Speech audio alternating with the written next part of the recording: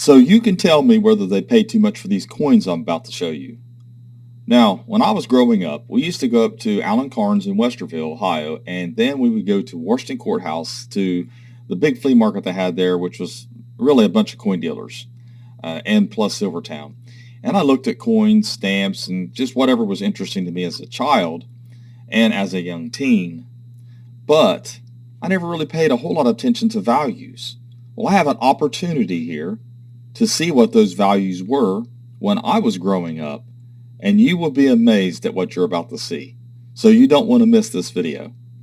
My name is Daniel, and you're watching Coin Help You. Thanks for watching my latest video. If you need help with a coin, go over to coinauctionshelp.com/forum.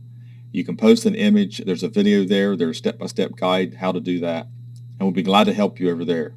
So let's take a look at these coins. So first things first, we're just going to grab them out randomly. We've been buying a lot lately. I mean, a lot of coins, lots and collections. This one here is at $18.98. It's 1 peso Mexican, $7.50. Now this was back in the 70s. Like I said, I can't exact date, but some of these were bought up at Allen Carnes, or at least some of the coins they had in the collection. I don't know about these exact coins. I don't remember the writing. I don't remember how they were written on up there. But anyway, this one right here, I mean, 75 to $100, and you could have got it back then for that much. Now this was purchased by someone who passed away, and this is 1959 Canadian dollar, $4.95. I mean, melt alone is quadruple that. Gosh, I don't even know now because I haven't even figured it up. It went up so much and went back down. This is a one-off. This is issued for 1 year, $15, 1 year type, 1987, Dominican Republic. That's kind of a cool coin regardless. I mean, and $15 back then. It's probably a lot of money back then for that one. I'd say now it's worth more than that, obviously. There's another one, 1809. Has some issues, it looks like.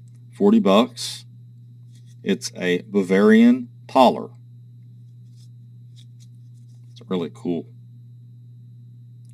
But obviously worth at least double that. Just depends on how people perceive this. The lines on it looks like maybe improper alloy mixture of some sort, maybe some toning. It's a little worn. Then 1865 2-cent. You know, these will sell for $25, $3.75. If you go back in time and buy these, buy as many as you can, just as much as you can afford. The problem is what people don't realize is you were making less money back then too. Yeah, the dollar might buy less, the buying power's less if you look at the metrics, but in reality you had less money. You know, $5 was a lot more back then. Peru, peseta, 1880. That's a nice coin. I like that design. $5. Beautiful design. It's very elegant, almost like one of our patterns, similar to one of our patterns. I mean, not the same, but it's, you know, just in that light of in the artistic view of just the details. 1875, 20 cent, $44.50. That was still a lot kind of back then. Still, you know, this is a $100 plus coin. If I keep it in my hands. Anyway, it's really nice.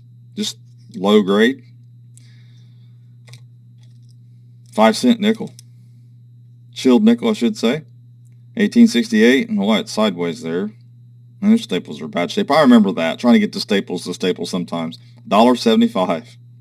And it's easily, with a date on it like that, it's probably with the wear, $10 coin anyway. Now, all the prices were the best back then. Trade dollar, 1877. Now that one's, you know, worth a couple hundred, $47.50. That was still a lot, you know, to pay for a trade dollar. They weren't all that respected back in the day. There was a time whenever the value was 50 cents on these because it's just a silver. Back in the 30s, I believe. But anyway, something like this is, around 200 plus. This is a Thresatoller. You're talking $40, close to $40 melt, $37 melt, $35 melt, $8. It's a restrike. These are popular though, and they are really cool. I love the reverse of these. It's just a beautiful coin. Very nice. There's a little patina on it. And it's Austria. Another trade dollar, $50. Here's the reverse first. It's an S, and it's a 78S. Easily around a $200 coin. Very fine, probably $250. We'll just have to check out the price guides. Pretty sure I paid close to $200 a piece for those trade dollars myself. 1803 Drake bust cent, $17.50. Easily get 100 plus for that. That is really cool. It is worn, but you can see most of the date. It's a common date there. Look at this trade. Now it's a seated dollar, 1847. It's a $300 some coin, $67.50. It's nice. I mean, it's worn down. It may have been a little wipe on it, but it doesn't. I don't see lines. That's a nice looking coin. Doesn't look too cleaned. Then we have 3-cent nickel, 1867, $3.75. That's a $30 coin all day long. It's about a $30 coin right there. This one is $6.25. Probably, I don't know if you can see the date very well on it though, 1851. Just a little, but the thing of it is you put it up at auction and let it go. Of course, it helps not to hold it upside down. There, you can see the date. So yeah, $10 or $15, and may go for a little bit more. Seated half, 1856, $10.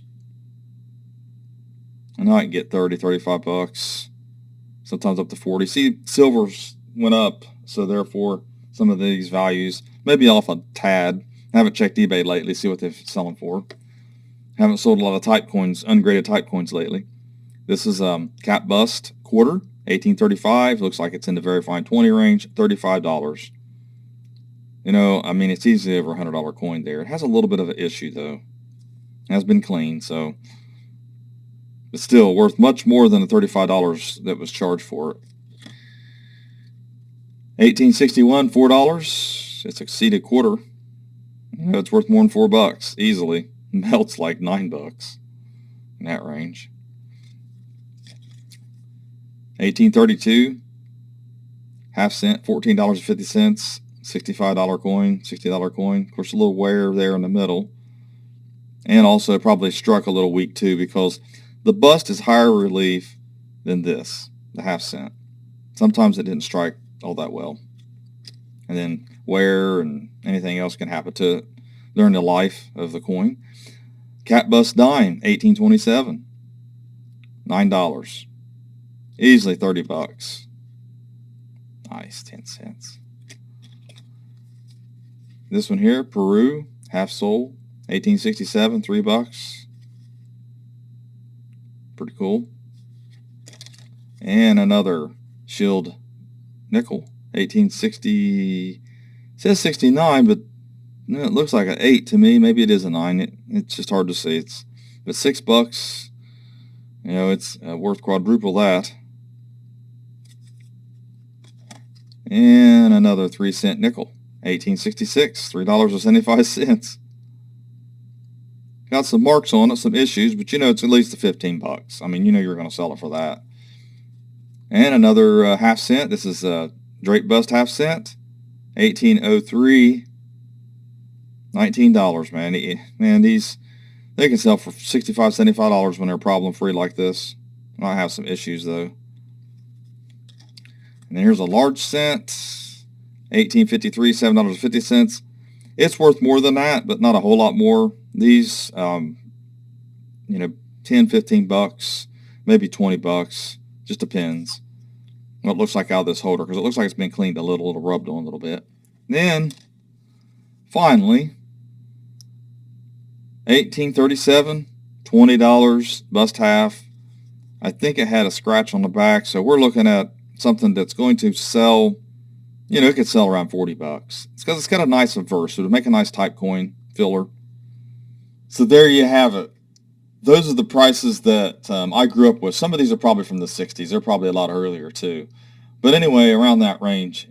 So we know they didn't pay too much for these, and they got a good return on them, because I paid a lot more than what those prices were on it. I got the gray sheet out, went through them, made sure I looked at the problems. Sometimes you have issues as a dealer when you're up front and you're going through a bunch of coins and they're in holders, and the plastic, the mylar, kind of filters out some things. Lighting might not be the best sometimes, and you're talking. So did the best I could on these, try to make sure I didn't buy the problem coins for too much. But anyways, thanks for watching my latest video. Please like, share, and comment, and have a great day.